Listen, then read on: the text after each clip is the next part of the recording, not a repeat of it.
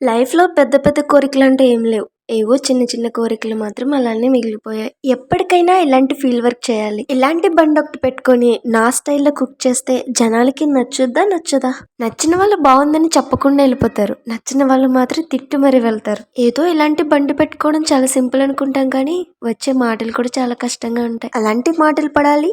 Amount పెట్టాలి. వేరే వాళ్ళ ఫుడ్ కన్నా మనం చేసే ఫుడ్ చాలా టేస్టీగా ఉందని చెప్పుకునేలా ఫేమస్ అయిపోవాలి. ఇలాంటివి చెప్పుకోవడానికి బాగుంటాయి. ఊహించుకోవడానికి ఇంకా బాగుంటాయి. కానీ అలాంటి రోజులు ఎప్పుడొస్తాయో ఏంటో. ఫాస్ట్ ఫుడ్ సెంటర్కి వెళ్ళినప్పుడు నాకు ఒకటే అనిపిస్తూ ఉంటుంది. వాళ్ళు సీక్రెట్ మసాలా చేస్తారు కదా, అది ఎలా తయారు చేస్తారు? అది తెలుసుకుంటే ప్రతి ఒక్కరు బండి పెట్టేసుకుంటారేమో. నేను మాత్రం ఆ సీక్రెట్ మసాలా తెలుసుకున్న తర్వాతే ఫాస్ట్ ఫుడ్ సెంటర్ అనేది ఓపెన్ చేస్తా. కానీ అది మన వల్ల అవుతుందా?